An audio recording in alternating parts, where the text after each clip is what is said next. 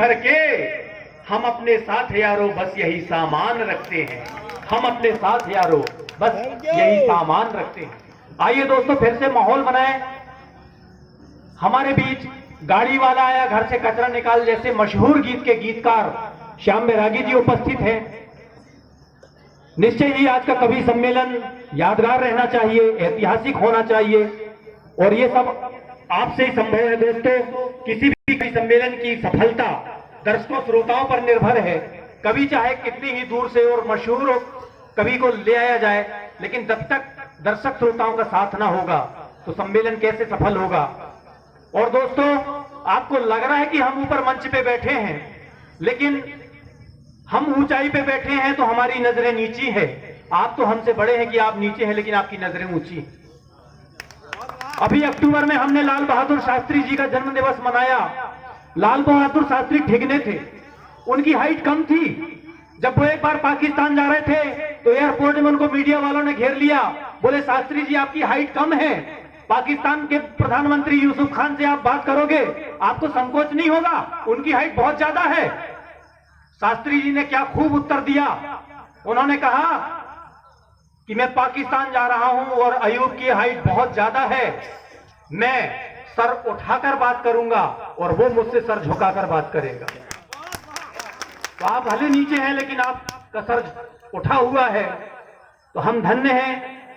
आप हमारे कुल देवता हैं। कवियों का कुल देवता उनके दर्शक श्रोता ही होते हैं। कुछ नौजवान भी बैठे हैं, हालांकि बेचारे बेरोजगारी का दर्द भी लिए बैठे हैं। मुझे बैरागी जी की चार पंक्ति याद आती है कि तहस नहस है बस्ती सारी, चारों तरफ बदहाली है।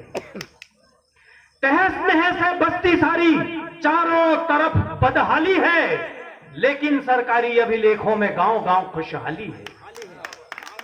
लेकिन सरकारी अभिलेखों में गांव गांव खुशहाली है, और पांव छुआ तो दादा ने इतना कहकर दम तोड़ दिया, कितने दिन के बाद तुम्हारी सर्विस लगने वाली है, कितने दिन के बाद तुम्हारी सर्विस लगने वाली है। इस दर्द को बयां किया है बैरागी जी ने। बुजुर्गों के लिए भाई मुनव्वर राणा साहब क्या खूब कह गए हैं कि नए कमरों में अब चीजें पुरानी कौन रखता है, नए कमरों में अब चीजें पुरानी कौन रखता है। शहरों में परिंदों के लिए पानी कौन रखता है, शहरों में परिंदों के लिए पानी कौन रखता है। और हम ही सलीके से थामे रहे पुरानी दीवार को, वरना बुजुर्गों की सलीके से निशानी कौन रखता है, सलीके से बुजुर्गों की निशानी कौन रखता है। ऐसे बुजुर्गों को हम नमन करते हैं जो यहाँ आए हैं कि पेड़ पौधों से सबको हवा मिलती है, पांव छू लो तो बुजुर्गों से दुआ मिलती है, पांव छू लो तो बुजुर्गों से दुआ मिलती है। माताओं बहनों को प्रणाम करता हूं। और जमाना कितना बदल गया है।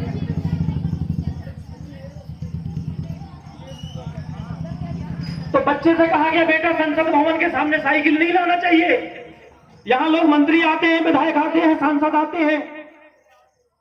तो बच्चे ने मासूमियत से कहा कोई बात नहीं, मैंने अपनी साइकिल में ताला लगा दिया है। अभी उत्तर प्रदेश में एक भाई साहब का चुनाव चिन्ह है साइकिल। वोट मांगने गए, एक बुढ़िया के यहां गए, बूढ़ी अम्मा से बोले अम्मा साइकिल में ध्यान रखना, साइकिल में ध्यान रखना, साइकिल में ध्यान रखना। तो बुढ़िया बोली हमारी आंख खराब हो गई है भैया, हम साइकिल में का ध्यान रखें, तुम ताला याला लगा दो, अब हम कहां तक ध्यान रखें। तो भैया आप लोग अपनी गाड़ी का ध्यान रखना, साइकिल का ध्यान रखना।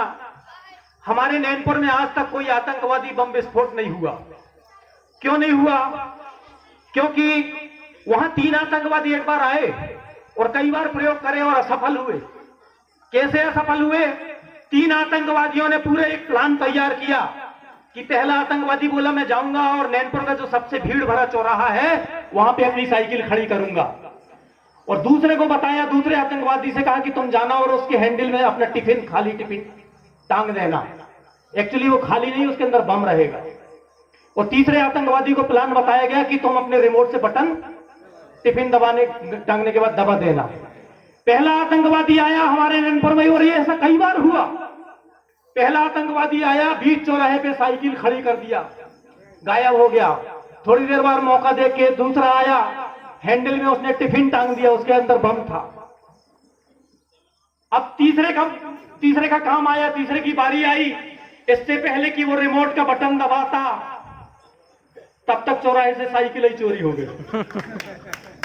तो हमारे शहर की सुरक्षा चोरों के हाथ है। हमारा शहर चोरों के माध्यम से सुरक्षित है। नहीं, मैं अपने शहर की बात कर रहा हूं। उनके सम्मान में एक बार जोरदार ताली बजाएं। भाई, जापान ने एक ऐसी मशीन बनाया कि एक दिन में 4 चोरों को वो मशीन पकड़ लेती थी। अमेरिका वालों को पता लगा, किराए पे ले गए, उस मशीन को ले गए अमेरिका में, और उस मशीन को जहां जहां ले गए एक दिन में उन्होंने 15 चोर पकड़ लिए। भारत सरकार ने सोचा यार बहुत बढ़िया मशीन है, चोरों को पकड़ने वाली मशीन। भारत सरकार ने उस मशीन को किराए पे लाई। मीडिया में कुछ दिन अगले दिन छपा, चोर पकड़ने वाली मशीन ही चोरी हो गई। सीबीआई जांच हुई, इन्वेस्टिगेशन हुआ। जिस आदमी के पास में वो मशीन पाई गई, उसने बकायदा उसकी रसीद भी दिखा दिया। बोले नहीं नहीं, मैंने इसको खरीदा हूं। तो इस बैंक को समझ गए वो, तो ताली बजाएं।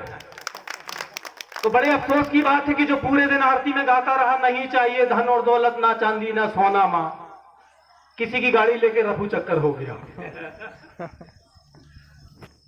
बड़ी विडंबनाएं हैं, जमाना बहुत बदल गया है, ताला लगा के रखना चाहिए।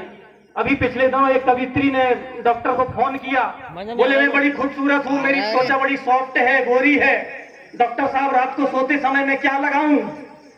डॉक्टर बोले रात को सोते समय तुम ख्याल से अपने दरवाजे की कुंडी लगाए करो। अब क्या लगाओगे? तो देंगे, समझ गए हो तो ताली बजाएं। जमाना बहुत बदल गया है। ये नौजवान बैठे हैं, जिधर भी देखो इश्क के बीमार बैठे, जिधर भी देखो इश्क के बीमार बैठे हैं। हजारों मर गए और लाखों तैयार बैठे हैं। हजारों मर गए और लाखों तैयार बैठे हैं।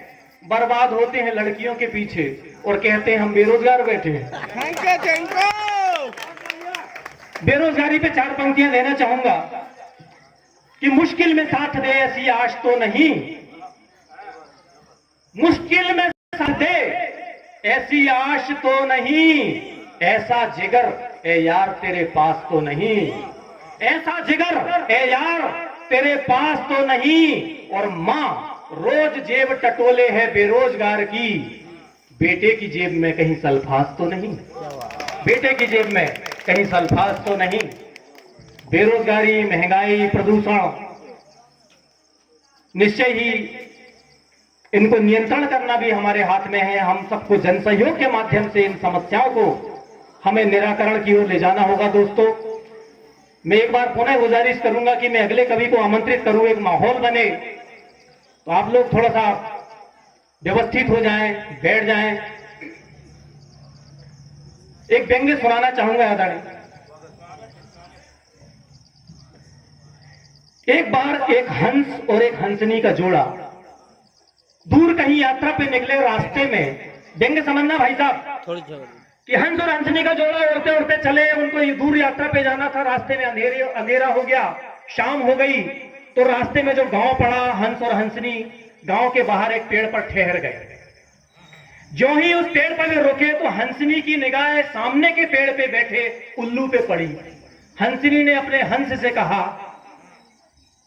कि अपन इस रास्ते से पहले भी गए हैं, पहले ये गांव तो आबाद था, लेकिन अब तो ये गांव उजाड़ हो गया है।